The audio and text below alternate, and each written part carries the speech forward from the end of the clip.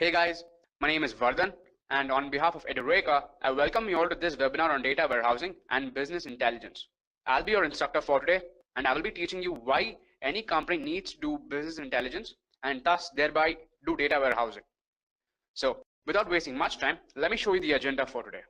So these will be the topics that I will be covering in today's session, and this will be the order in which I'll be covering them. Okay, the first topic that I'll be talking about is what is the need for business intelligence? And after that, I will talk about the need for data warehousing. So business intelligence is one of the most important aspects for any company to grow well and to do good, right? And data warehousing is among the most important activities of business intelligence. So that's why these two things are interlinked, and that's the connection these two have. So you can think of data warehousing to be a kind of a subset of business intelligence. So I will talk about these two things, and after that, I will talk about the key terminologies that are related to data warehousing architecture.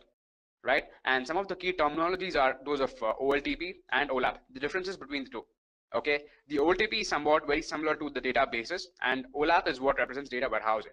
So when you understand the difference between the two, you will also understand the difference between a database and a data warehouse.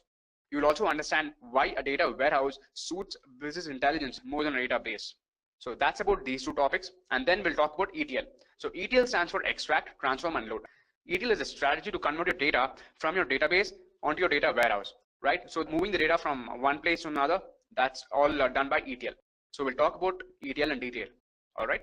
And after that, I'll talk about what a data mart is. And then what's a metadata. Now, these two things are two topics which I can only explain once I have given you an introduction to the other topics, all right? So, and once I'm done teaching about all these four different topics that are related to data warehousing architecture, I will show you the complete architecture and the complete life cycle of data, and what kind of insights your company can get and what kind of advantages you can get out of data warehousing, right? So data warehousing architecture will be the last topic in my presentation.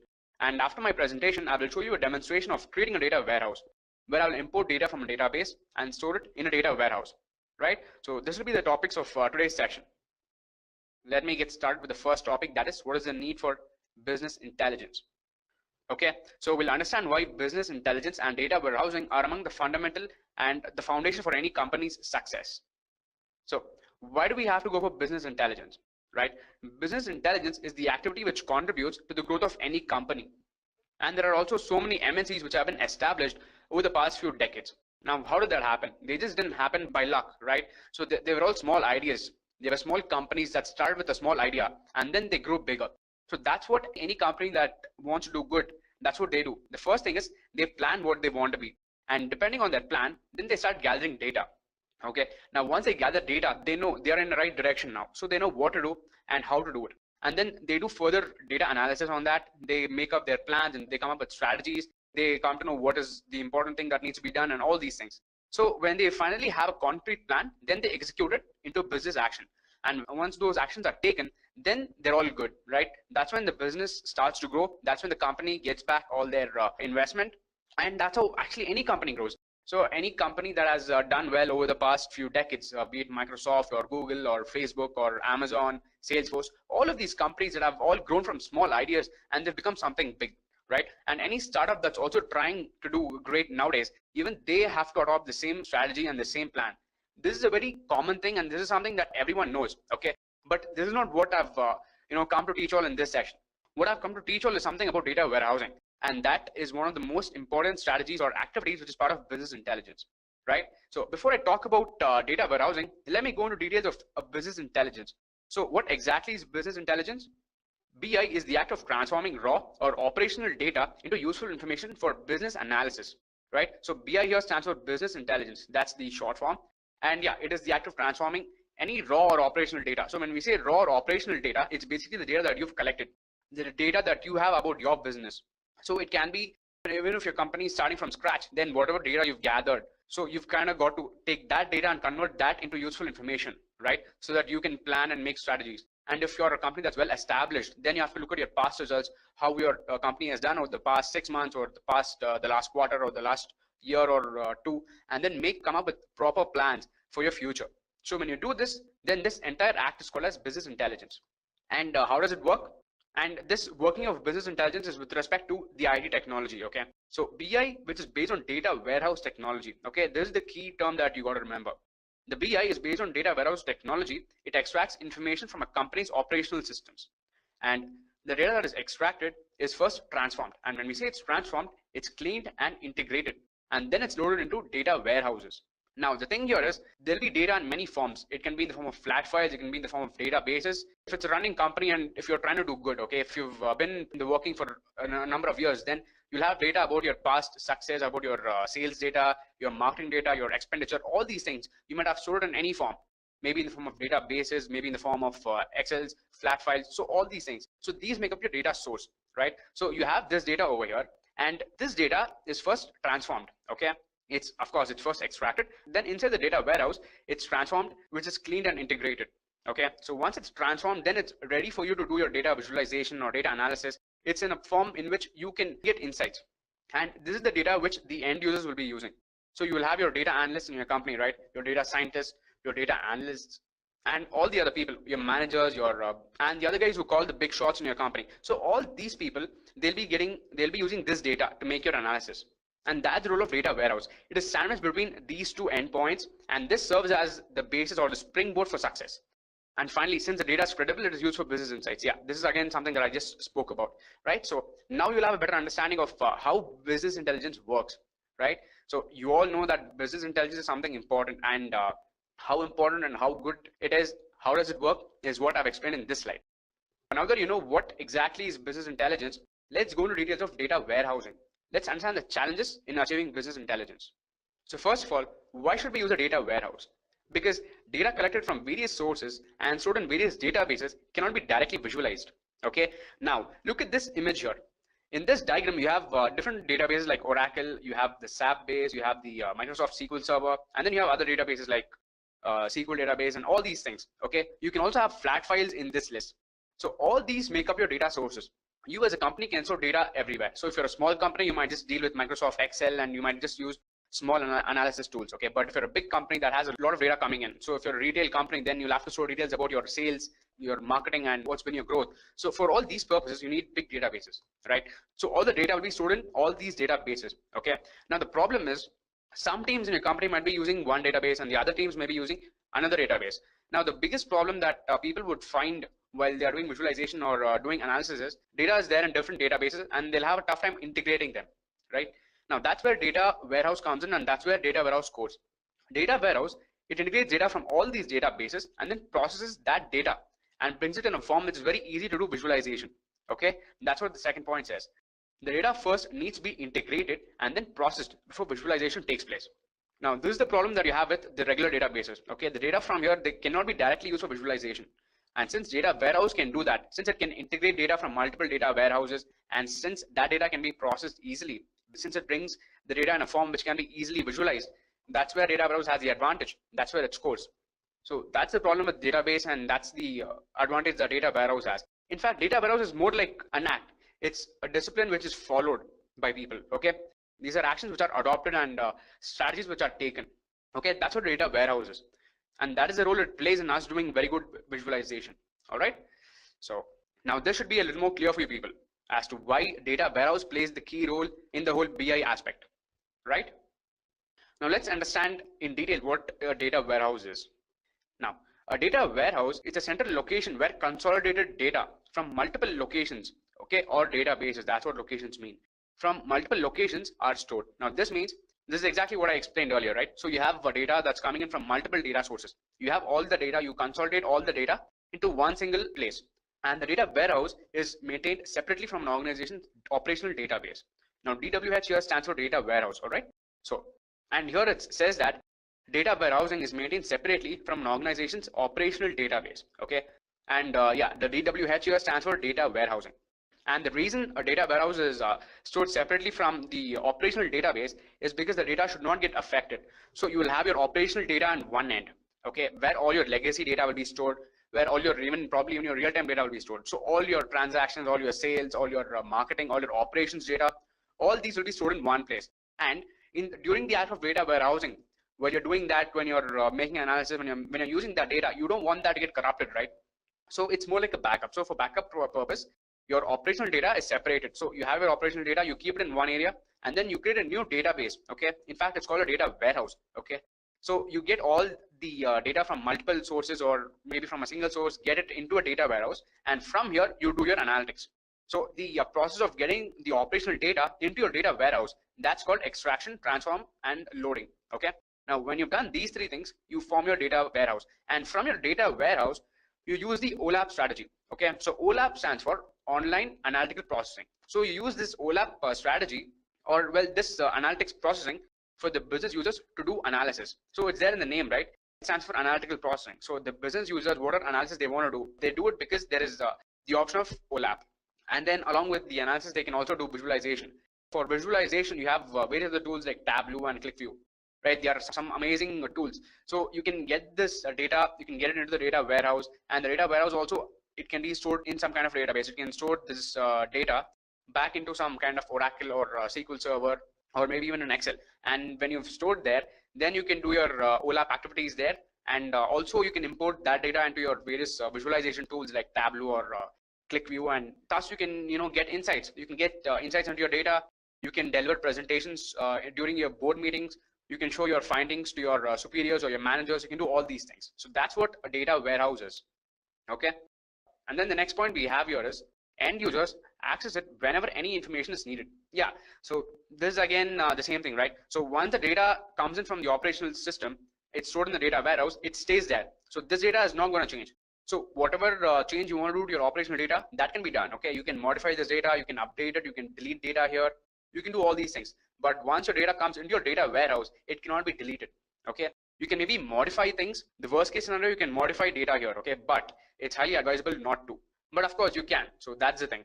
But yeah, the key point you got to notice, the end users can use it anytime. They can probably access data that is 10 years old or 20 years old and all these things.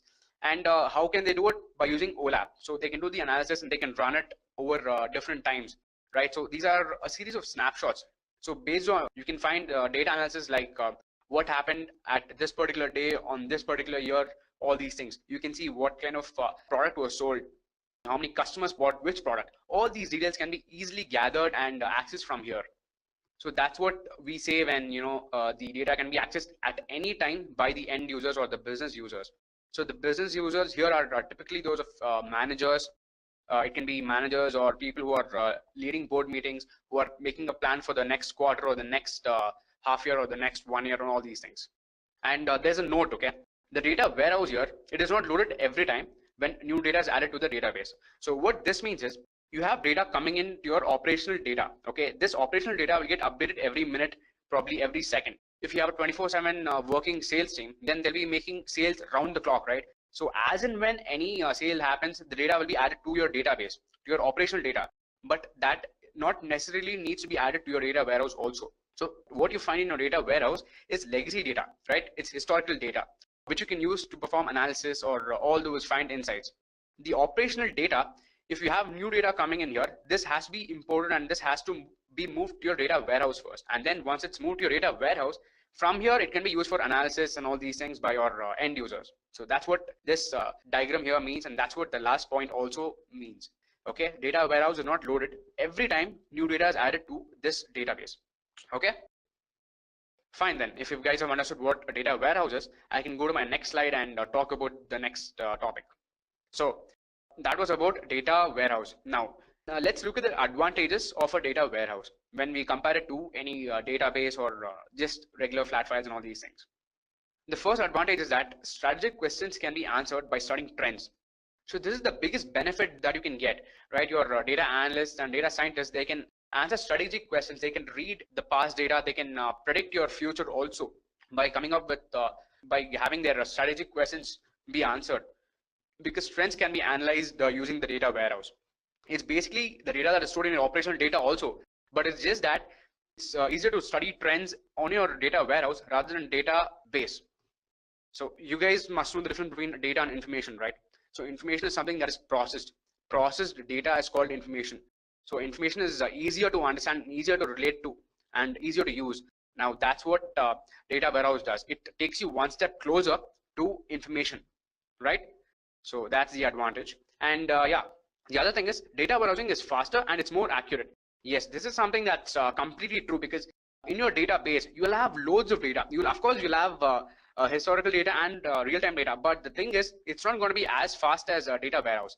Data warehouse, you'll have links there, you will have links, you'll have tables, you'll have relations between the various tables, and because of all these things, you can easily gather and you can easily access data here. And the data that is gathered from here, it's also more accurate because there won't be much change, because there's not going to be any question of real-time data coming in and changing things around, right? So whatever processing or analysis, it's done based on the past data that is stored in the data warehouse, and that makes this data more accurate. It makes it more stable. So stability is the key word here, and stability is not something that you can have all the time in database, but you will have it with the data warehouse. So that's the second big advantage.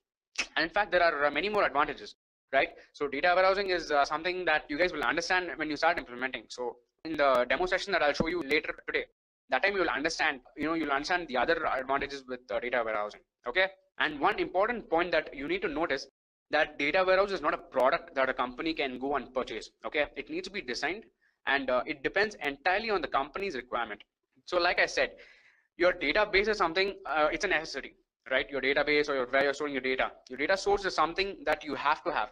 And then your data warehouse is something that is designed and which completely depends on your company's requirement, based on your data source, based on the requirements that you want to get out of your data source, out of the data that you have in your data source. You can come up with a way to design your data warehouse, right? So data warehouse is more of a concept, and it's a strategy, and it's not an end product. It's not a tool or something that you can use.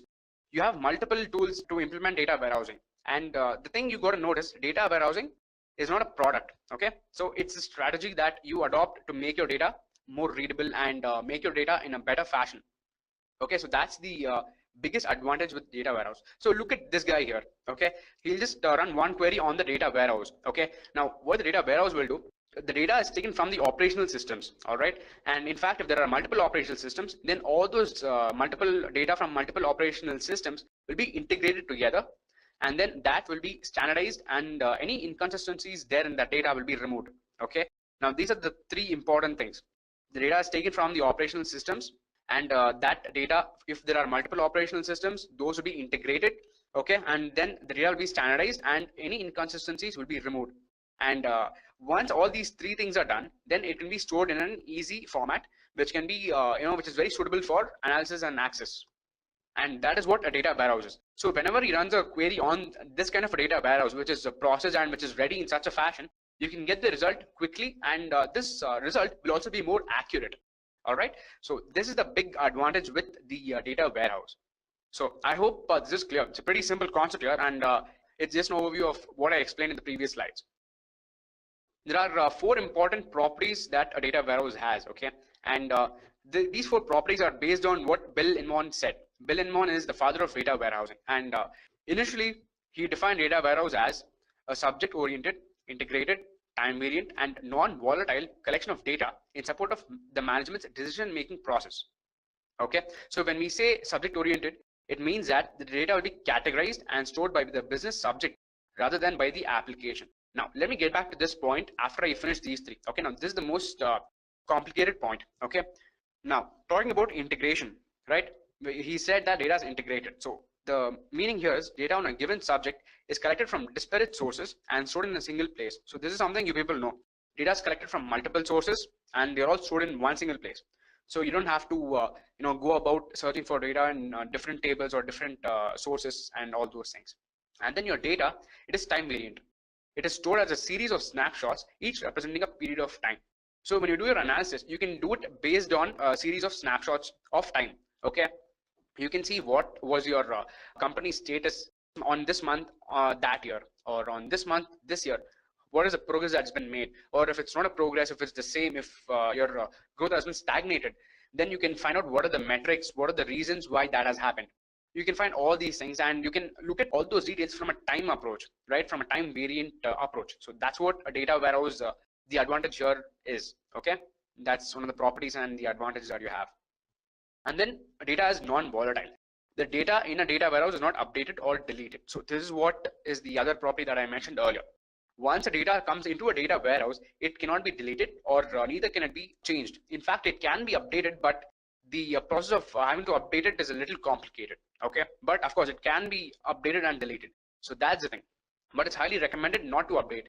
Okay, so that's the advantage with the data warehouse, and since it will not be changed, there's no question of it getting corrupted, and that's why doing analysis and all these things are a better option. Now, getting back to the first point, we've said that it is subject oriented, right? Data is categorized and stored by business subject rather than by the application. Now, what this means is the data here will be stored, or the data that that you retrieve from a data warehouse, right? You will get it in the form that you want it to. Now, if you want to give me an example of that, let's say that we are dealing with a retail company, and in my retail company, I have a marketing team, I have a sales team, and I have an operations team. And my sales team kind of keeps track of all the sales that happens over a period of time. Okay, let's say the last 1 month, whatever sales they have done, they have stored all those details. And then you have your operations team, which will make sure there is a smooth running of all the process. Once the sale is done, there are various other activities involved, right? Like shipping the product and all these things, shipping and coordinating the transferring activities and all these things. And then your marketing team is probably that team which would take care of your sales, which would ensure that the right leads come in, to ensure that the right people get the right kind of service, and it's all about acquiring more such sales, right? So your marketing team is on top of the funnel, and they do all these things. Now, if you want to integrate all these details, if you want one single view of them, and you want to find details such that in this particular month, what was your sales, and what was the kind of operations that was done, right? What kind of service was given to those customers, and from how they became our customers. So when we the question of how they became something related to marketing. So if you have a question like this where 3 factors are involved, then at that point of time, it's your data warehouse which comes to the rescue, because when your question is related to this particular time, and these 3 different metrics, sales, marketing, and operations, then all these things can be integrated, and you can get one single view from your data warehouse. This is what a database lacks, correct? So integrating all your different data sources and storing them together and making them ready for anytime access is the biggest advantage and the most important property of a data warehouse. So if you guys had any problem in the previous slides, then I'm pretty sure this is something you have really understood after this slide, because this is probably the epitome of data warehouse, right? These 3 properties, if you understand these 4 properties, then you're pretty much ready to understand the next part, the next you're ready to go to the next step in data warehousing, right? So by now you should have understood how important all this is, why how important business intelligence is, and what kind of role this data warehouse plays. You can just think of how humongous a deal a data warehouse is, correct? Yeah. So a couple of people are satisfied with that. So now that we've spoken about the properties, let's go to the next slide. And okay, now we have to talk about key terminologies. Okay, so right now we've understood data warehousing from a higher level. Okay, now let's dig deep. Let's go to more basics here. Okay, let's understand the key terminologies that are related and that are involved in a data warehousing. So first of all, we have OLTP and OLAP. Okay, now there are 4 things which I will talk about. The differences between OLTP and OLAP. Okay, then I'll talk about EDL, I'll talk about data mart, and then finally about metadata. Okay, so let me go to the first topic, that is OLTP versus OLAP. Okay, so in this part, which is OLTP, OLTP stands for online transaction processing. Okay, now this is something that is a representation of that of a database. If you're running any kind of queries on your database, then that's called online transaction processing. Okay, and then OLAP stands for online analytical processing, and this is the property of a data warehouse. So any kind of query or any kind of analysis that you run on your data warehouse, that's called as an OLAP activity, correct? So let's go into the differences between the 2. So first of all, any data that is stored in a relational database, right, in an which involves OLTP, that contains the current data as well as past data. Okay, current data as well as past data. But with respect to a data warehouse, and while performing an OLAP, you will be dealing with only historical data here. Okay, it contains only historical data, and the data that will be stored in your database. Okay, when you use the OLTP, then those queries will be useful in running your business. Okay, when you have to run your business, like if you want to store the data of the number of sales that has happened today, like every time a sales happens, then your records in your database has to be updated, right? So that's what we say. So when you update your record with the latest details of your customer, then that is what is the meaning of useful in running the business. Okay, but an OLAP is something that is useful in analyzing the business. So here the kind of activity that you would do is that of finding out details like at what time how many customers bought the products, or at what time which customer bought which all products. All these kind of questions will be answered with the help of OLAP. Okay, and then the whole OLTP model of accessing data, of accessing or querying data on a database, it's based on the entity relationship model. Okay, but whereas with the data warehouse, it's based on the star schema, or the snowflake schema, and the fact constellation schema. Okay, so it's also called as the galaxy schema. So all these three things will come into picture. Okay, and then your relational database, it provides a primitive and a highly detailed data. So since you'll have one database, if you run one kind of a query like a select star from this particular table, then it would give you all the details that is stored, right? So you cannot filter too many details with respect to the data that is stored in your database. Okay, of course you can, but the level of the filtering and analysis that you can do is not that much. So the data that you will get back from your query, right, the result that you will get back from your query will be highly detailed. Okay, and it will not be exactly what you want, so it will not be that accurate. But whereas with the OLAP, when you do an OLAP on a data warehouse, it provides a summarized and the consolidated data. It will point to you exactly what you want to look for, correct? So it will it's a very processed data, and it points to one particular aspect which matters the most. So that's what this is. And then the OLTP, you use this for writing data into the database. Okay, so like I said, the same sales example, whenever a new sales happens, your database has to be updated, right, with the new records of the product sold, of the customer who bought the product, and all these things. So you basically use it for writing data into the database. But your data warehouse is primarily used for reading data from the data warehouse. So writing to the data warehouse is something that is done so that you can do the reading from the data warehouse. Okay, the primary concept here is to read the data from the data warehouse, and to do the analysis and all the visualization activities. But with the database, it's more of writing the data into the database. All right, and the size. So speaking of the size, a database's size would range anywhere between 100 MB to 1 GB. Okay, and this is also a very vague number. 100 MB is a very less number, I would say, and 1 GB is also very less. So it would typically be much more than this. But compared to this range, if you look at a data warehouse size ranges from 100 GB to 1 TB, correct? So your data warehouse will have all the historic data, and it will have all the relationships between the different data, right? Such that you can do your analysis straight away. So since it makes all the data more efficient and stuff, the data here, the size ranges from 100 GB to almost 1 TB. So that is what a data warehouse is, and that's the power of a data warehouse. All right, and I can actually show you the difference between the two in today's demo session. Okay, later during the session, I'll show you that the size of the source file that I have. I will show you the different sizes of the two files that I'll be using as the source, and then after they are processed, the data that I'll store it in my data warehouse, I'll show you what is the size of that data. So there'll be a big difference between the two. Okay, and the data warehouse will be more than the database. I will show you that aspect later. All right, so and that's about this point. And then yeah, of course this will be fast. Okay, database is fast, and it provides high performance. All right, so your data warehouse, of course, it's not as fast as your database, but it's highly flexible. It's highly flexible because it gives you different views. So you have something called as the OLAP cube, right?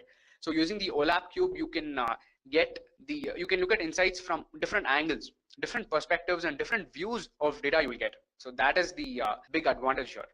Okay, and the number of records that is accessed, it is in tens, but whereas with the data warehouse, the number of records accessed is in millions.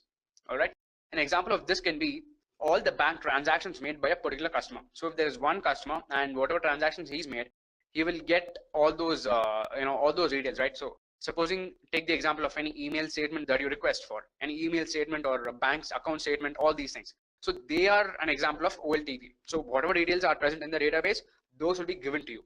But whereas the bank transactions made by a customer at a particular time, okay, this is a more filtered query, and the answer also will be very accurate and point you to exactly that particular question. So that's what an OLAP is. So it's not going to give you an overview here. It's going to exactly point you to what you want. It's not very much in detail, but it's more accurate.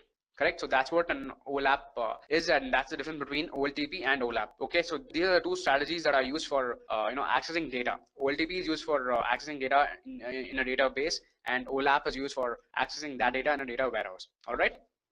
So I hope even this slide is clear to everyone. All right, guys. Okay, if you have any doubts, then that will be cleared by this slide. Okay, because the examples are there for both these strategies. So if you want more examples of an OLTP, then one would be that of a supermarket server, which records every single product purchased at that market. Okay, so every single product in their history or probably in the last 1 month, all these things can be accessed using your OLTP, okay, from your database. You don't have options to do much of filtering here. And then another example is that of a bank server, which records every time a transaction is made for a particular account. Okay, every time a transaction is made in a particular account, the data will be updated in that table, and you can query that kind of data and you'll get that result. Okay. Another example is that of a railway reservation server, which records the transaction of a passenger. So whatever activities a passenger does, so all these things will be recorded by the reservation server, right? So this is one example. But when you look at the OLAP, they will be much more detailed. The queries here will be much more detailed, and the answers will be much more accurate and very crisp. Okay. So an example is that of a bank manager wants to know how many customers are utilizing the ATM of his branch. Okay, because maybe based on that, he may take a call whether to continue that ATM or relocate that ATM to a different place, right? So this bank manager would want to, first of all understand if there's any use in having the ATM in that place. Are people using it? Correct. If people are using it, then how many people are using it? At what time are they using it? Or would it be better to have the ATM in a different location where it's much more easier for people to access it? So all these kind of questions will be answered only if you have OLAP in place. Okay, only when you have a data warehouse in place, not with the database. So another example is that of an insurance company that wants to know the number of policies each agent has sold. Okay, this will help in better performance management of agents. So you'll have multiple agents in your company, and you would want to know their performance, right? You'd want to know who is the best performing agent. You would want to know how they are performing. Why is this person performing better? You can optimize each of their performances. So all these things can be done with the help of a data warehouse, and they can be done with the help of OLAP, right? The OLAP strategy, the OLAP activity that is done on a data warehouse. So that is the difference between the two, right? So I hope you're getting the differences here, guys, right? OLTP and OLAP. Now, the second important terminology that we have with data warehouse is that of ETL, extract, transform, and load. So by going by the definition, ETL is the process of extracting the data from various sources, transforming this data to meet your requirements, and then loading the data into a target data warehouse. Okay, you're extracting the data from here, right? You're extracting it, and then you're transforming it into the way you want, in a more readable fashion, in a more relatable fashion. Then once that is done, you load that data into a data warehouse, and the whole process of getting the data from here, data source, to your data warehouse, this is done by the ETL, the activities of extraction, transformation, and loading. So we have popular tools for this very process. So you have tools like Talent, Informatica, you have Irwin, all these things. And Informatica and Talent are probably the most popular tools for this process, for extraction, transformation, and loading data into a data warehouse, right? So this is something that you should have understood by now. Any doubts, guys? Because I don't want to waste much time, and I want to go to the next slide and teach the next concept. Okay, great. So the next one is data mart. Okay, now if you've understood so far till ETL, then half your job is done, because data mart is something that's very close to a data warehouse, and you don't have that much of a difference when compared to a data warehouse. But the basic difference between the two is the data mart is just the same data warehouse itself, but a smaller version. Okay, so let's look at the definition here. The data mart is a smaller version of the data warehouse which deals with a single subject. Okay, the data marts are focused on one area, hence they draw the data from limited number of sources, and the time taken to build data marts is very less compared to the time taken to build a data warehouse. Now, to give you an example or an explanation of this, in your data warehouse you will have all your details, right? All your details that you have. So this itself is more refined, okay? But your data marts are smaller versions of that data warehouse, which is used to satisfy only certain users. Supposing you have one particular user base, okay, that is your sales team or your sales manager, who wants to use only your sales data, then that can be done with the help of a data mart. And similarly, you have a marketing team who wants to access all the marketing data, then that can be done by using a data mart. Okay, and then again you have other operations team that wants to do who wants to access the operations data, then you can give them only access to that data by using a data mart separately. Okay, now the need for data mart is, first of all, your data warehouse will store all the data, okay, your sales data, marketing data, operations data. So all the data coming from different data sources. So you'll have multiple data sources, right? All that will be stored in one single place. And from here, this will again act like separate data sources, right? So for the sales team, this will act as a data source. For a marketing team, this will act as a data source. And then for the operations team, this Mart will act as a data source. Now answering the question as to why we need them, it's to probably give more security, to enable more security and integrity. Because since all your data will be there in your data warehouse, and if you let all your entire company access the data warehouse, they'll get access to all the details and all the work that is done by other teams. Okay, so there might be multiple teams and there'll be multiple strategies which you might not want to reveal to other teams. So at that kind of a time, you can divide your data warehouse such that only this particular users, okay, your sales users or a particular user base gets access to only certain data from your data warehouse. So at that kind of a time, a data mart is useful. Or you can have a second data mart for only another set of user base. For example, your marketing users. So they will get access to only the marketing data from your data warehouse, right? And then your operations data, similarly, which can be accessed only by your operations folks. So that's the different advantages that you have since the data is all divided. It's all stored separately. Different people have access to different parts of your data warehouse. So this probably brings more advantages, right? So that's the data mart, and that's why I told you that if you've understood so far till ETL, then half your job is done. But data mart is something that that extends the functionality of a data warehouse, right? So that is the thing. And speaking of the differences that is there in this table, the data warehouse will store the enterprise-wide data, right? The enterprise or the enterprise-wide data.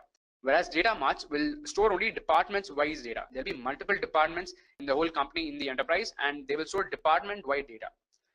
And then the data warehouse, it will have multiple subject areas, okay, but a data mart will have a single subject area. There'll be multiple data sources in case of a data warehouse, okay, but in case of a data mart, there'll be limited data sources. In fact, there can be just one data warehouse, right? This will act as a source to your data marts. But however, we have said limited here because not always do you need a data warehouse. There are also instances where your data source itself acts as an input to data mart, okay. Now that is something that you will understand in the next slide, okay. So just don't get confused when we see that limited data sources. It doesn't mean this is the only source. They can also come from a proper data source like a flat file or from a database and all these things. All right. And then a data warehouse, it occupies a large memory. This of course because there's a lot of data. Enterprise-wide data will be stored here. Multiple subject areas will be there. Because of that, there's larger data here at stake, and that's why there's a greater memory that's occupied. Okay. But in case of your data mart, it occupies limited memory because it's very crisp and limited to only a particular department. Okay. And then the other thing is a data warehouse is takes longer time to implement, but a data mart takes very short time to implement. Because once you have all your data warehouse stuff in place, you can easily divide them by just creating different data marts. Okay. So the tough part is your data warehouse. So once you've got your data warehouse sorted, you can easily form your data marts. In fact, there's even the other way. There are also practices where you first build your data marts, and once you've done that, after that you create one single repository, and that's when you create a data warehouse. So there's also two approaches here. One is the top-bottom approach, and the other one is bottom-up approach. Okay, now speaking of the different types of data marts, okay, this is what I was talking about in the previous slide. So you have three different types. One is a dependent data mart, the other one is independent data mart, the third one is hybrid data mart. Your dependent data mart is the data is first extracted from the OLTP systems and then populated in the central data warehouse. And then from this data warehouse, the data travels to the data mart. So look at this example. Okay, this is the standard practice or the default approach where you have an OLTP source, then you get that data into a data warehouse, and then from the data warehouse, you form a data mart. Okay, you'll have multiple data marts where each different mart will have particular data from the entire data warehouse. Okay, this is the first regular approach. And then you have the independent data mart, which is a slight variation compared to dependent. So here the data is directly received from the source system. Okay, you don't have a data warehouse in place over here. That is what this line means. And this is suitable for small organizations or smaller groups within an organization. So basically, an organization which is very small, it might not need to go through the trouble of creating a data warehouse and stuff. So they can just have an OLTP source, and from there they can just get the data in onto a data mart, and they can use it for various purposes. Okay. That's what we have an independent data mart for. So that's the difference. It just does not involve a major data warehouse. So directly the data goes to a data mart. In fact, you'll have multiple data marts over here. You'll have data mart 1, data mart 2 and stuff. okay, which will be coming directly from the OLTP source. And then you have a third type, which is the hybrid data mart. So by definition, you might know what this is, right? By the name itself is pretty obvious. It's a combination of these two. The data here is fed from both the OLTP systems as well as the data warehouse. Okay, so look at this example for that instance. The data here, it's coming from the OLTP source as well as from a data warehouse. So this is what the hybrid data mart is. And depending on your company, depending on the size of your company, the requirements of your company or your organization, you can choose one of these. You can model your entire database and data warehouse in any one of these models, either the dependent or the independent data marts or hybrid data marts. All right, so that's about the different types of data marts. So moving on to the next slide, we have something called as metadata. Now, people here from programming background or from the technology background, you might all be aware of what a metadata is. Metadata basically is defined as data about data. Okay, it contains data about where your actual data is stored. Supposing you have your raw data, right? Where is that data stored? What is the size of that data? So these are the answers to these kind of questions is what will be present in your metadata. Your metadata will contain the location of your actual data. It will contain the size of your actual data. It will contain details like which was the source it came from and when was it created. All these details will be stored in your metadata, right? So that's what metadata is. So that's how different metadata is from regular data. And metadata is specifically in a data warehouse, it defines the source data, that is a flat file, relational database and other objects. So the reason that we give so much importance to metadata in a data warehouse is because take the example of any company that's having a 24/7 business. Okay, they have a rolling sales team that works throughout the clock. The 24/7 they have sales coming in, data will be going into your database. Okay, now in this case you cannot always keep adding data into your data warehouse because you know that data warehouse is not real time, correct? So you'll have to manually update your data into your data warehouse, probably at every day at a particular time, maybe at 6 o'clock every day in the morning, or maybe once in the night at 10 o'clock, or at basically at regular intervals.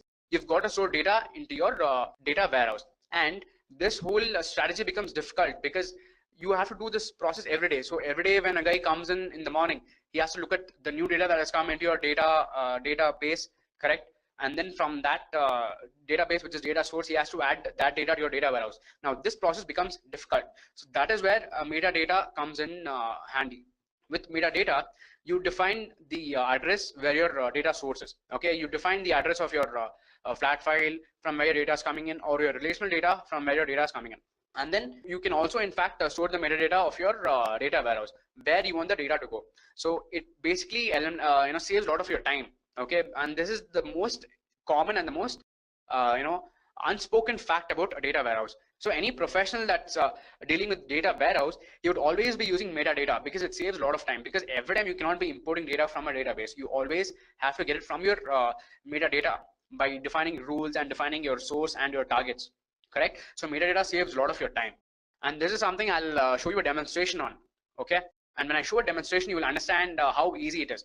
So you will just write the rules such that you have your source over here, and then you have your destination over here, your target over here. And once you've written this thing, you don't have to go back here. So every day it might pick up the data from here and it might move to your data warehouse and all these things. It will update all the new details which are present in your database, and it will add it into your data warehouse. So that's what a metadata does. It's a very big advantage, and it's one of the best strategies that we can go for. Okay, and then the final point here is metadata is used to define which table is source and target, and which concept is used to build business logic called transformation to the actual output. Yeah, this is what I told you, right? So it's used to define which is your source and target, and how to build your business logic called transformation. So transformation is basically your act of converting your source data into the form that you want to, and what is the logic that you use, correct? So all the different the filter criterias, all the transformation criterias, all these things can be also done using the metadata, correct? So even the process of getting the data from your source, your destination, it can involve extra additional steps which can save your time, and default process basically. So every time you have data in a particular format, you might want to store it in a different format, and for all that purpose you can use a metadata, right? So since things will already be defined here, the work of metadata is just to get the data from the source defined and do the set of activities that is required and which is already defined. It will perform all those activities and it will store it in the place where you want it to. So that is the role of a metadata. correct? So metadata is very important, and it's very highly used, and it's actually the most important, or the, let's say it's the epitome of data warehousing. Okay, this is probably the best thing that can happen to data warehousing, right? So that's the thing about metadata, guys. Now going to the next slide, we have the architecture. So now that you know everything, okay, these four terminologies are more than enough for you to understand the architecture. Okay, so let's understand what the architecture is. So this is the entire architecture diagram. Okay, so this is what, you know, data comes in from various sources. It can come from either a database or it can come from a flat file, and then that data, an action of ETL will be performed on that data, and it will go to the staging area. Okay, this is called the staging area, and this is the staging database. And the data that is stored over here, it is temporary data. Before the data completely moves to the data warehouse, it will be present in this area. Okay, and that is done by using the act of ETL. And also between moving to the data warehouse, the process of ETL continues. So ETL process starts over here and it ends over here. Okay, and between the conversion, it is temporarily stored in a staging area, and this is most often present inside the ETL tool itself. Okay, like your talent or informatica and all these things. And then this data will be stored in your data warehouse. So whatever is extracted, transformed, and loaded, it will be loaded into your data warehouse. And in your data warehouse, you'll have metadata. Okay, and of course you'll have your raw data, and then you'll have your aggregate data. Okay, and this is the reason why a data warehouse is generally, you know, it's larger in size, because it has not just raw data, your database, which from where the data is coming in, it will only have your raw data. Okay, but your data warehouse will have additional stuff here. It will have also your metadata and your aggregate data, and together, all these three things together is what help in you being you doing your analysis sooner. Okay, this is what powers your ability to do OLAP, online analytical processing.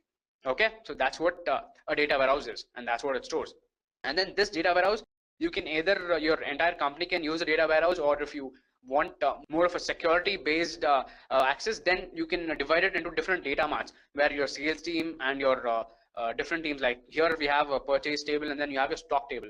So these are like three different marts, data marts for three tables, like sales, purchase, and stock. So you'll have different tables here, and different teams can access different set of tables.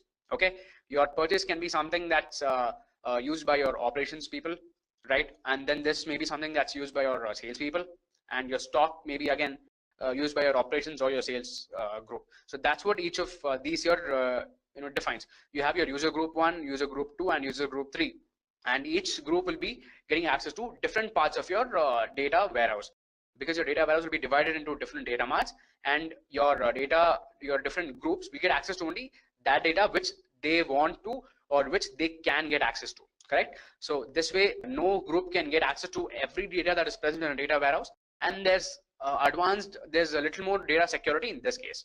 Okay, same thing over here. So this group gets access only to this data and this data in this table or this mart, right? And then this user group gets access to only the data that is present in this mart and in this mart. So that's what the entire architecture looks like, and this is how the data flow is, right? So if you guys have understood this much, then you're ready to get a demonstration. Correct, guys? And this is also my last topic in this presentation. So right now I can go to my demonstration, and what I'll be doing in my demonstration is I'll be using talent. Okay, so I'll be importing data from my database. I'll be getting it from my Oracle database, and I'll be storing that into a data warehouse, which can be ready for any kind of analysis or visualization on any other visualization tool. Okay, so this act over here, which I'm going to show you, this is what powers your business intelligence, right? So let's go to the next part of my session, and this is going to be a demonstration where I'll populate a data warehouse. Okay, I'll be using talent for the data warehouse activities, and let's see how we can import data from various data sources and create a data warehouse.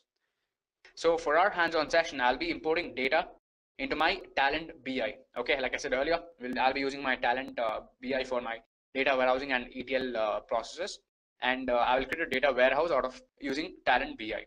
Okay, now the data set that I'll be using is that of a 10,000 row table and a 50,000 row table. Okay, so there'll be one table having 10,000 customer details. Okay, and then there'll be another table having 50,000 rows of transactions which each of those customers make. Okay, now based on this data, we have to find those customers who have the lowest number of purchases. Okay, so right now my data set is present in my Oracle database. Okay, so I have two tables, and both my tables, customers table and my transactions table, is present in my Oracle database. I also have them in my Excel. So first, let me show you how they are present in my Excel file. Okay. Okay. So this is my customer table. As you can see, we have all these details, right? We have all these fields here. So we have customer ID, we have customer name, we have the address of that customer, city, the country he's from, the contact number, and his email address, right? And if I do this, then you can see that there are almost 10,000 fields here. So 10,000 rows are there here. So this means that, it's a pretty big data set, and I can use this in combination with my other table. Okay, so here we have customer ID as the primary key. Okay, and if I go back to my other data set, that's my transactions table, you can see that I have furthermore fields here. I have those of invoice number, I have stock code, I have description, I have quantity, I have invoice date, unit price, customer ID, and product ID. Okay, so there's a customer ID over here also. So the customer ID is the primary key over there, and this is the foreign key over here. So basically the customer ID is the same, and I will have to do a lookup to that table with the help of my customer ID. Okay, since these are two different tables, I can create my data warehouse with the help of this particular primary and foreign key concept. I can create a link, and I can probably just link these two tables with the primary key foreign key concept. We have something called as a primary key and a foreign key. Okay, and we use these two columns when we want to use a combination of two different tables, right? So if you consider the example of this one, then you can see that there are a number of columns here, and not everything is matching with the details in that, but in the other table. Okay, so only customer ID is the only common field.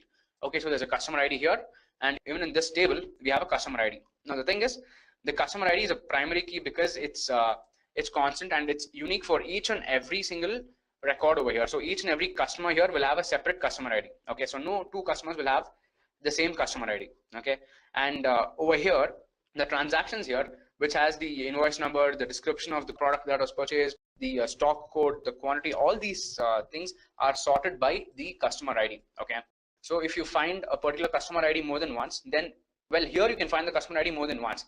That's because a customer would have made more than one transactions. He might have come on to their he might have bought from the same person more than twice or thrice or four times or something like that, right?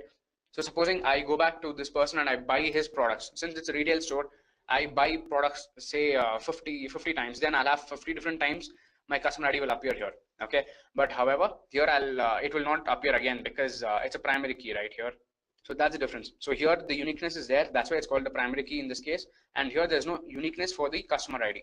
Okay, it can appear more than once, and that's why it's a foreign key over here. And what we're going to do is, for every customer ID over here, right, so for every customer ID over here, we're going to link it to this particular table with the help of this customer ID. Since the customer ID is a common field in both the cases, I can make a table which would show which customer, which would probably display all these details along with the other columns. Okay, now that's because I have customer ID which is common in both the tables, and using that I can link the fields that are there in this table and which are there in the customers table, right? So that's what I'm going to do. Now the similar thing is also there in my Oracle database. So let me show you that. So this is my SQL developer GUI. Okay, so I have two tables here. I have customers table and I have transactions table, right? And then I have a final table, but this is not something which is relevant. So this is not something we'll be using, but we have the same two tables, customers table and transactions table. As I showed you, we have these two here, and we have almost the same fields over here, right? Because if you see the customers table, we have the customer ID, we have the customer name, we have the customer number, and the email address. Okay, and here we have additionally we have the address, city, and country. Now what I did is, when I imported this Excel file into my database, I ignored these three columns, right? I didn't want these details because I was not going to use them in my data warehouse. So if you see our problem statement here, it only says you have to find out the customers who have the lower number of purchases. It doesn't mention that you need their country details or city details or anything for that matter of fact. So for that reason, using the country, city, and address fields would be a waste. So that's why I've not imported these into my data warehouse. I have only the customer ID, the customer name, my contact number, and my email address fields. Okay, this would be sufficient to find out the customer details. Okay, and to find the purchases, right, and to see who has all the lowest purchases we can use the other table. So in the other table, that is the transactions table, we have this quantity field, right? We have this column. This quantity table basically represents how many products this particular person purchased. So this person with this customer ID purchased 71 products, right? And then you have another person who has purchased 67 products, and so on. So you also have people who purchase only 7 or 9. Okay. Now our problem statement is such that we have to find those people who have made a very less number of purchases. Okay. Now if we define less to be 10, then we can extract the data such that the data warehouse gets the details of only those people who have made purchases of less than 10 items per order, right? So per transaction, whoever has made less than 10 purchases. So this person has made 7, and this person has made 9, right? So we can get a list of those customers, right? Using the customer ID, we can go to that customer table and get his name. We can get his email address, his phone number, and other details.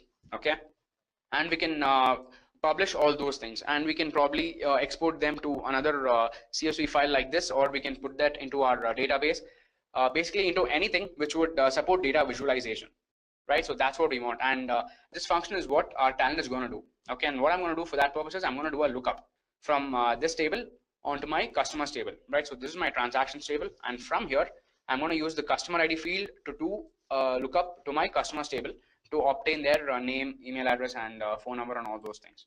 So first of all, let me introduce you to our talent interface. Okay, so this was the Oracle SQL database which I showed you earlier, and this one is the talent, right? So talent Open Studio. This is basically the data integration version of the project. Okay, now what I'm going to do here is I'm going to show you how talent works. I'm going to show you the layout over here first of all. So on the left here, you can see that you have something called as job design, you have standard, you have demo, and then you have various other projects here, right? So all these are the different projects that I have created. Okay, and when we say job design, so job design is what you use to create your jobs on the UI here. Okay, so in our case, in talent, whatever actions that we perform, right, we got to do it with respect to a UI. So we don't have a code. This is not a coding interface. Okay, so of course this talent runs on Java, but but talent is known for its GUI. Okay, so we can drag and drop the items on the job task. So this is the job design taskbar, and we can first of all create a new task. Okay, supposing I want to create a new data warehouse by importing details from another database, then we can start by creating a new job design. Okay, and then create a new project in that job design. So right now we are in my local project, so I'm going to create a new job design. Okay, I want to say create standard job. Let's give a name to this particular job. So let's say data warehousing BI session. Okay, and demonstration is the purpose. So I'm just going to copy paste the same details into my description field also, and I'm going to say finish. Okay, now what you can see here, this is the job designer. So this is where I can get all the data from my different databases or fields, files, and get them to my data warehouse. So I can write my projects over here. And then on the right hand side, you have your palette. Okay, so from your palette, you can choose the files or the database from where you want to import your data. Okay, supposing you want to import from a flat file, then you can just go to this heading file here. So under file, you have input, right? So under input, you have all these options. So if you choose any of these options here, and if you just drag and drop them over here, then you can use them as a means to import data. You just need to set the path where the Excel file is stored. Okay, and you can choose that, and when you just enter further fields, you can get the data in from these Excel files to your data warehouse. Okay, to your talent. Okay, but Excel files is a very simple thing, and I don't want to show you that. Let me show you how to import this large data from our database, right? So we have also other options here like big data, business intelligence. We have business, we have cloud, right? So we have integrations with numerous technologies here, and what we would be concentrating now on is that of databases, right? So I have my Oracle database, so I'm going to go to Oracle under databases, and under Oracle I'm going to say T Oracle input. Okay, let's see, where is it? T Oracle input is right here, so I'm going to just click on T Oracle input and paste it here. Okay, I'm going to drag and drop it here, and now that I've done this, I can use this as a means to get my data in from my database. Okay, so this is my Oracle database, right? So let me configure my input first. So first of all, I need to configure all these details with respect to my host, the port number on which it's hosted, the database name, the username, the password, and all these things. Okay, so let me first start off from the host. It's hosted on localhost, right? It's not on any server. It's not on any remote server. So I'm just going to say localhost, and the port number is 1521. So these are details that I got when I was when I installed this Oracle SQL server, right? So you'll have to probably enter the same details when you create one. And 1521 is actually the default port on which Oracle servers usually host it. So you shouldn't have any problem there. So database here is XE in my case. So okay, and then my username is Vardhan, and the password is something we have to set over here. Okay, all right. Now I've done this. My connection type is Oracle SSID. My database version is 11.6. All right. So all these details here are correct. Now let's check my schema. The schema is basically what is going to map your fields from your database to your talent, right? So this is your data warehouse. So we have to define a schema here to add details here. Okay, so now that we have all these fields here, now let me go back to my database, right? So we are in my customers table, and in my customers table, I have 4 fields: customer ID, customer name, customer number, and email address. So let me add these 4 fields in my talent. Okay, first column is going to be customer ID. This is going to be customer name. This is going to be customer phone number. This will be customer email address. All right, so that's all fine. Basically the data type that it's coming from is all varchar. Okay, so if you see here, the data type that is it currently is in is varchar. Okay, they have different sizes though, but email address, be it email address or contact number or name or ID, all are in varchar2 type. So I'm gonna just say the input also to be as varchar, right? So it's all varchar2. Everything is technically varchar2. It's picking up the same data type by default. All right, so let's define the length over here though. Let's say the customer ID is going to be 5 characters in length. I'm going to say the length for the name is going to be around 30. The phone number to be around technically it's 10, so let's do a buffer of another 10 and say 20. Email address is going to be another 20 characters. Okay, the customer ID, let me just increase the length to 10. So these are the length of the fields which are going to be stored. Okay, so I'm going to set the length over here, and I'm going to say okay. Now what I'm going to do is I need to set the default query. Okay, so I'm going to say select star from customers. Select star from customers. Okay, because customers is the name of the table in my Oracle database, right? So I'm going to choose the table name here. I'm going to say the table name here also. Okay, this is something I forgot earlier. You got to mention the table name that you want to import from, and you got to specify the query you want to run. Okay, now let me run the same query in my Oracle, and let's see what details I get. So I'm going to feed the same query here. Okay, so it's going to be select star from customers. So when I say this, I have this table option here. Okay, now let me just run this query. Okay, so I've got the same details in here also, right? So my table name is customers. So let me go to my talent and set that it's set as customers already, and this is the query, same query I'll be running here by default. All right, I'm going to save this. So I have set my first data in, right? So I've got my customers data in here. So let me say another T Oracle input, and I'm going to configure another input for my transactions table, right? So I have another table for transactions, so let me set that also. And as you can notice, every time you add a new input or configure a new output, then you'll have to add these details, right? You have to add the host name, database name, username, password, and all these things. So instead of this, you have a shortcut here.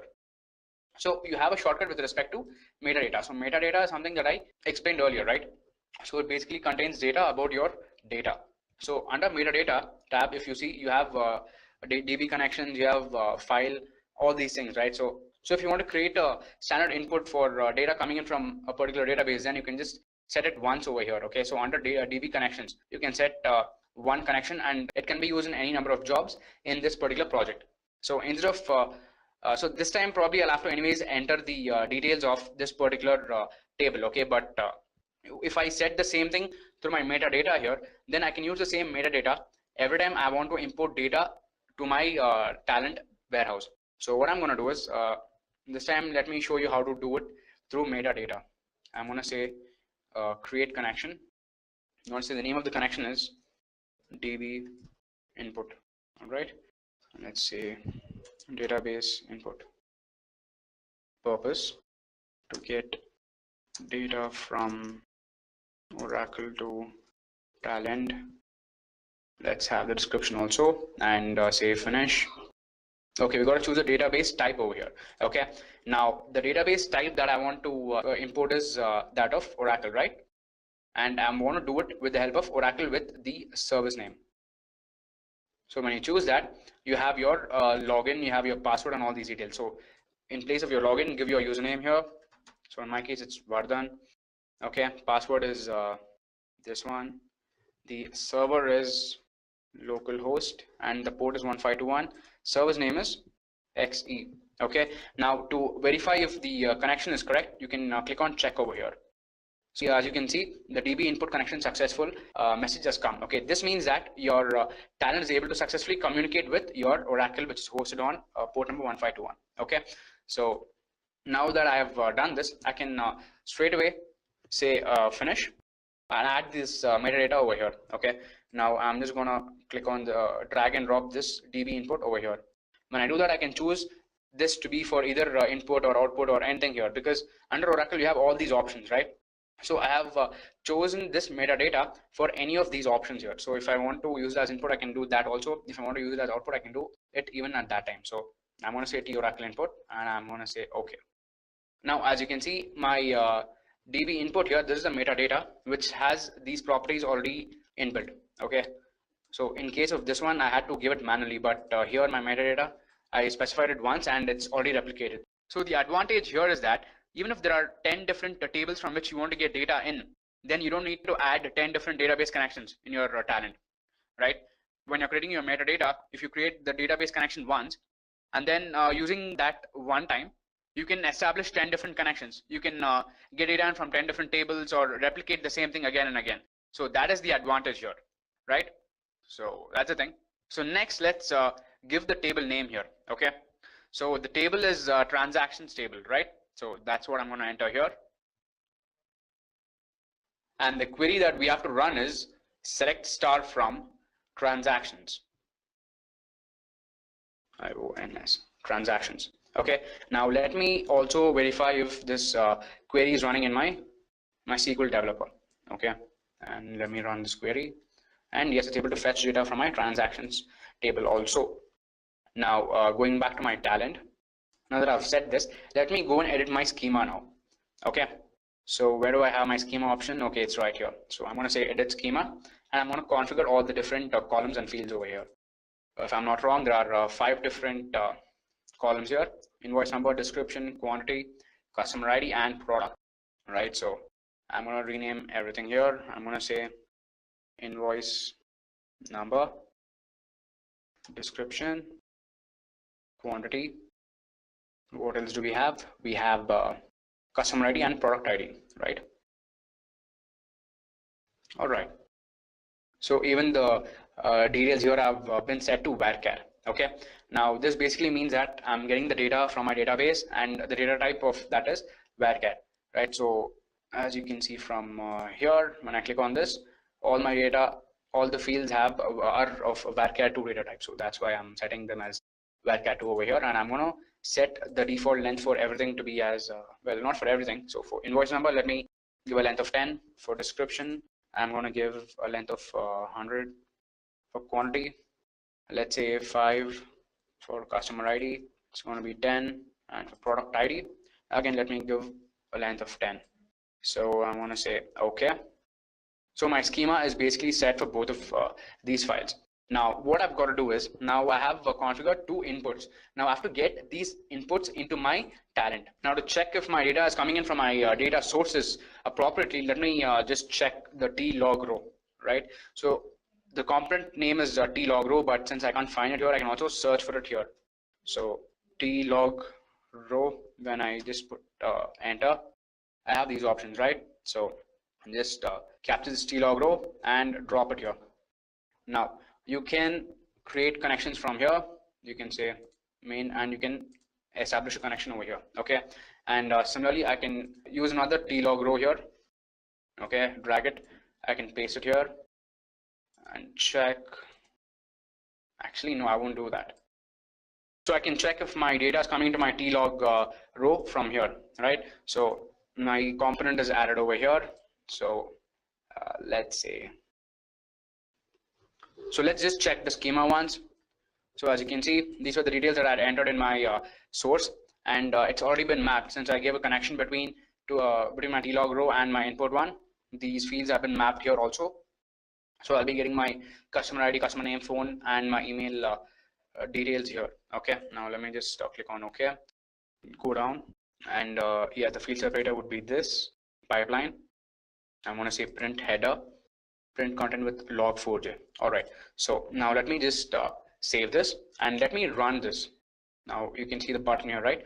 When I say run, it would build my job basically, and it should be able to import my data from there.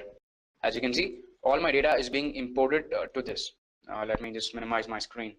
So as you can see, all my details are here, right? So customer ID, customer name, customer phone, and customer email were the 4 different fields that I had configured to enter into my tlog row from my input, and they have come. They have the headers are these, and the details are here. So for customer ID, it's 1000, and the customer name is this one here, and then his phone number is right here, right? So this is his name here, this entire row, and things like that. So each and every field here is separated by a pipeline. So that's because I had in the component editor over here, because in the component editor over here, I had set the field separator to be pipeline. Okay, so that is the thing. So since my component editor has a pipeline, so every field in my data that is coming through my tlog row, it has been separated by a field separator that is pipeline.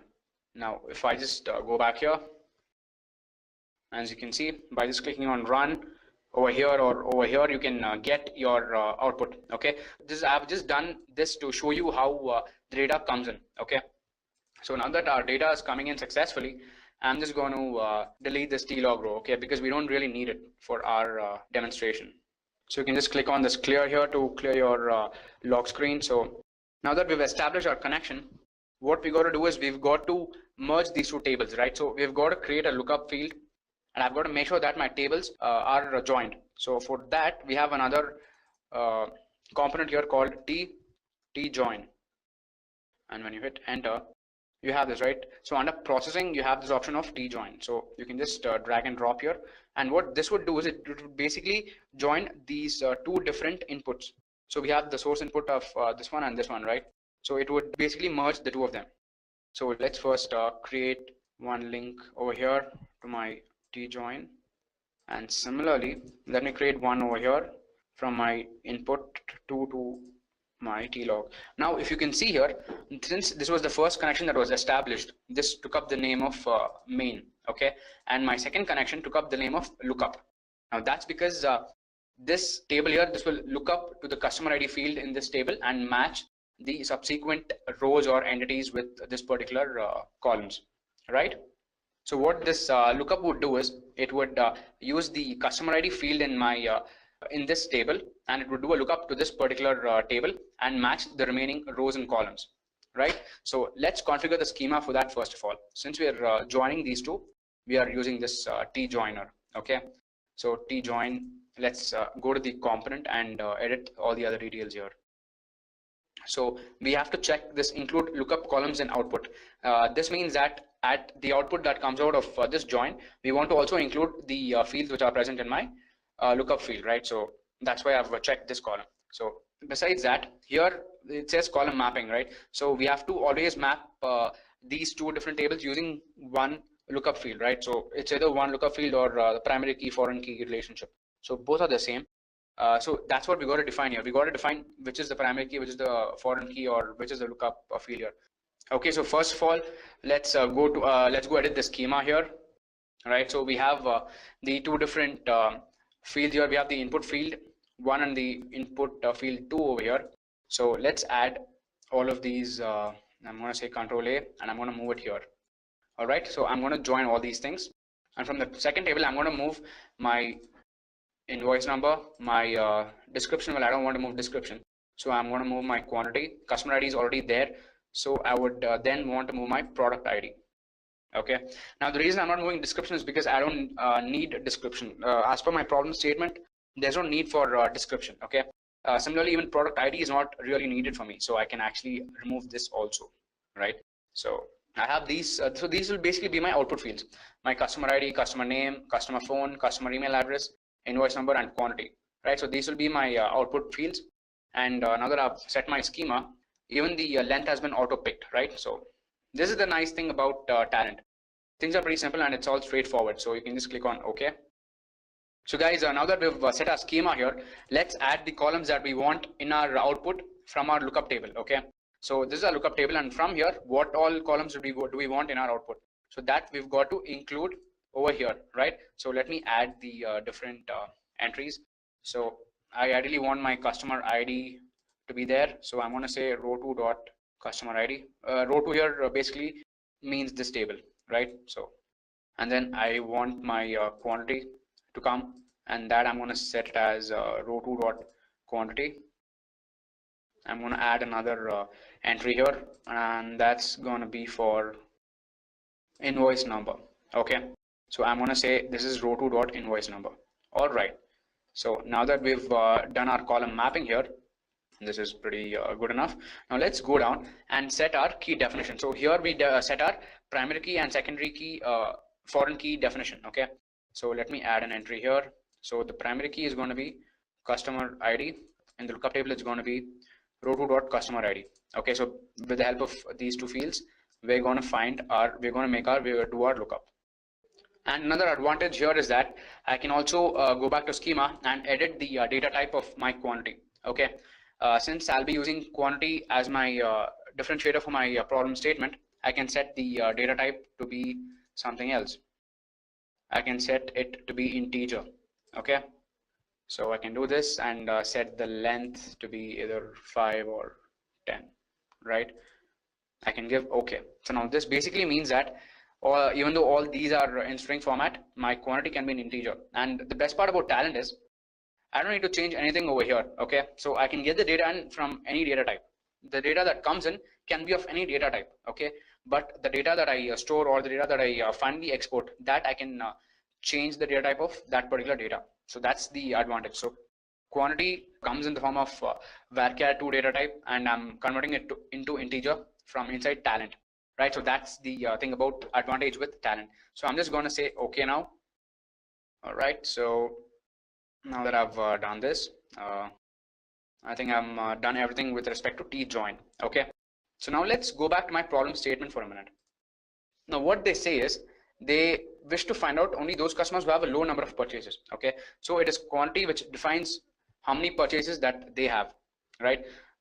So I'm going to go back to my Talent here. Now that I've added my T login over here, I will be getting all my details and all my data into this component, right? So my input 1 would be giving me those rows from customers, and this would be giving me those rows and fields and records from my transactions table. So I would be getting approximately 50,000 rows from here and 10,000 rows from here. Now that I have all these rows over here, what I have to do is I have to filter them based on the quantity. And our problem statement here says that we have to find out those customers who have a low number of purchases. And if you remember, we defined that if you want to find the low number of purchases, it's not exactly defined. So let's say we want to find those people who have less than 10 transactions, or whose quantity is less than 10, right? Who have purchased less than 10 items. So for that, we can just go back to our data warehouse and create another filter or component here, which would filter out those people who have purchased less than 10 items per transaction, right? So for that, let's again go back to my palette here and search for this component filter. So as you can see, there is T filter row and T filter columns. Okay, but I want to filter rows, so I'm just going to drag this one and drop it here. So T log filter. Okay, and I want to connect these two, right? So I'm going to give a connection here, And what I'm going to do here is I'm going to define the filter criteria. Okay, so I'm going to add an entry here, but before that let me go to my schema, and as you can see I have all these entries here, and the same fields are here also, right? And even the data type has been picked up by default. That's the talents functionality. So this will be the input that will come to my filter, and this will be the output that will go, right? So let's just click on OK. And now coming to my criteria for filtering, I want to filter my quantity, right? So the input column that I want to check is that of quantity. Okay, and the function that I would want to do is empty. Now for now let's just leave it empty, and the operator is if it's lower than or equal to, right? So if it's lower than or equal to 10, that is the value that is present in this column. If it's less than or equal to 10, then I want to filter only those rows, and I want to send only them. Okay, so basically my command is also set over here. All right, so even my schema and my function is set over here, and now what I have to do is I have to set the output for my data warehouse. Okay, now where do I want to extract these results and store these this data warehouse, right? So let's say I want to store it in an Excel. Then I have to just go back to files over here. Let me just type file and hit enter, and I have these options, right? I have T file input Excel, T file output Excel. So I'm going to choose T file output Excel and drop it here. This would essentially mean that the results that are filtered over here in this component, this would come and get stored in this Excel file, which I'm going to create now. Okay, so let me connect these two also. I'm going to say filter and put it here. And supposing if I want to also get a list of all those people who have more than 10 transactions, then I can do that also by using this option of reject. So whichever rows get rejected, right, whichever get rejected from moving to this particular file, those can go to another file, right? So we have that functionality also, that I'll show you even that. But before that, so let me just show you how this looks like. So I've said row filter T file output Excel, and let me edit the component over here, and let's say the file name is this one, dwhbi demo. All right, I'm going to say include the header. So header basically is the part which would say customer ID, phone number, and all those things. So I'm going to say include header. All right, and I'm going to say define all columns to auto size. That's just to auto size those columns, right? So it's all fine now, everything's set, and my file would be saved in this particular path. Okay, and this would be the name of my file, which would be stored when I run this. So I've copied this path. Now what I've got to do is I need to save this job and execute this. Okay, when I executed that, it's showing me an error over here. Okay, so the error it shows is that the error in the components properties type mismatch cannot convert from string to integer. Okay, not a big deal. I can fix this error. Okay, we can fix that by first of all checking our schema, right? So here, if you see the schema here, it says quantity is type integer, right? But over here, quantity is still type string. So that is what we need to change. We got to change the type over here to integer. So I'm going to say number, and I'm going to click on OK. Fine. Okay, so now let's go back to this file, right? And let me edit the schema and set the properties correctly. Okay, so it's not able to convert this, right? So the type is string and the db type is number. So this is the problem. So I can change this also to integer, right? So integer is right here. So I'm going to choose this as integer database type. I'm going to click on OK. And now let me go back to the tlog join and check the schema over here.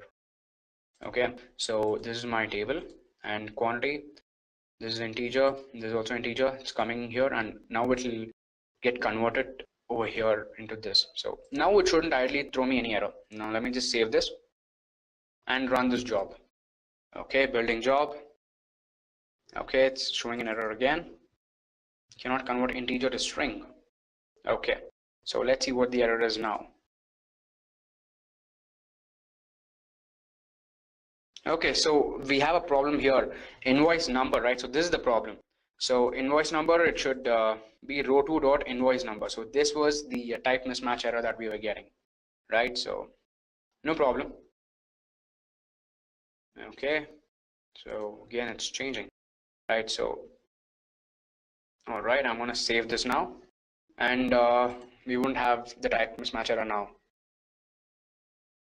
Okay, great. So it says connected and disconnected. As you can see, the output over here, we've got around these many rows from this table and about 50,000 rows from the table here, and we've got it here, and then we would have probably joined these two with the help of the customer ID field, and then to my T log row it would have filtered all the fields. So we've got the input has basically been 8342 number of rows, 8342 rows, out of which 841 rows got filtered and stored in this Excel file.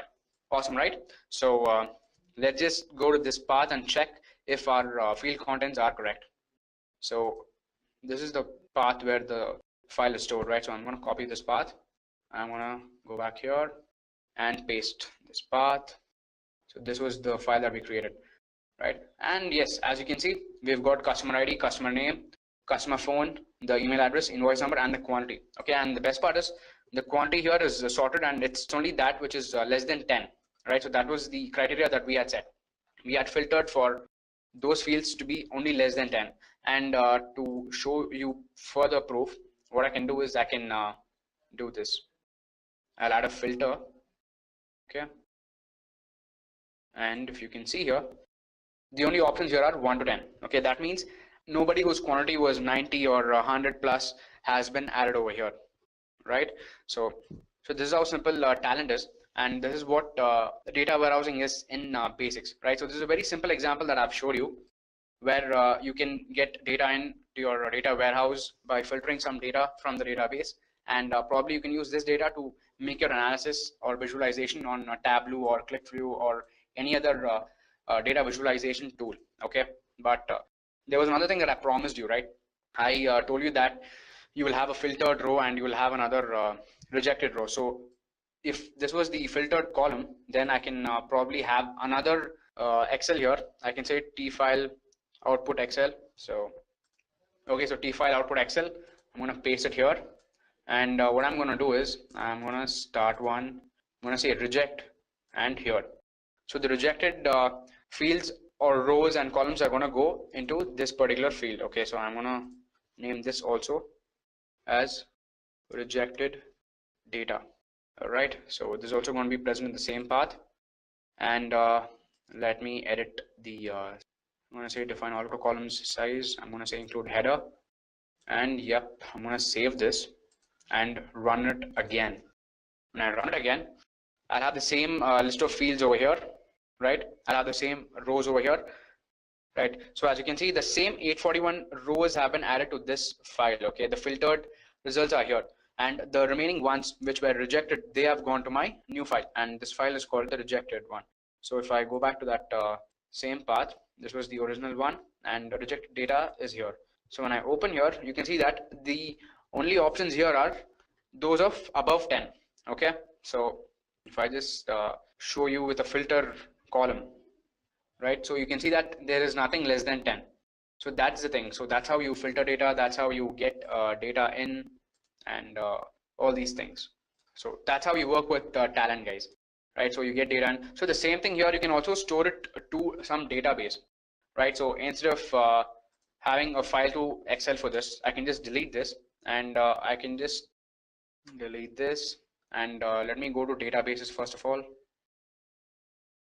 All right, so here I'm going to say Oracle, and T Oracle output. Okay, I'm going to paste it here, and now if I am going to say reject, or yeah, reject, right? So all these rejected entries would go into this particular file of mine. So let me add the components and edit the components here. The host details here, it's local host. Okay, port is 1521, database is XE, right? Yes, it is XE, and my username is Vardhan. My password is Edureka. All right. So, and then you have the action on table, right? So the action is going to be create table. Okay, so when we say create table, we've got to give the table name also, and the table name, let's say rejected output. Okay, well, I'm guessing there is nothing by that name. Yep, there is nothing here by that name. So we have customers, final table, and transactions, right? So we will have a new table that will be formed over there. So it's the action is going to be insert. Supposing you want to insert or update an existing file, then you can choose the various options. But in our case, it would be create a new table, and the action would be insert. Okay. So let me just save this. Okay, and run this now.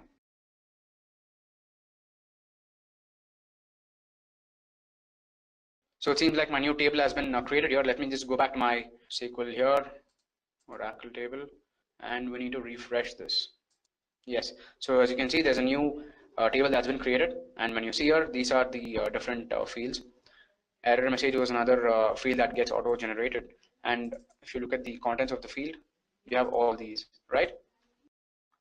So guys, that's how you get your data back into your database, right? So earlier I showed you how to do it and store it in an Excel file. Now I've showed you how to create a new table and how to get your data warehouse data back into your database. So that's the end of my demonstration. All my queries have been passed successfully. Now let me just quickly go back to my slides for a minute. And yeah, this hands-on is what I completed. Showed you how to get data into your data warehouse. So yeah, so I think that brings us to the end of the session, and let me just summarize whatever I did in a minute. Right, so first of all, I spoke about the need for business intelligence, and then I told you what is business intelligence, why you need it for your business, and what is the role of data warehouse. And then I spoke about data warehousing, right? I went into the depth of data warehousing and spoke about the key terminologies in data warehouse. We have the ETL, we have data marts, we have the metadata, and all these things. And then finally, we spoke about the architecture of the data warehouse, and we finished off the session with the hands-on demonstration of how to populate your data warehouse using Talent. So guys, thank you for being in the session. See ya.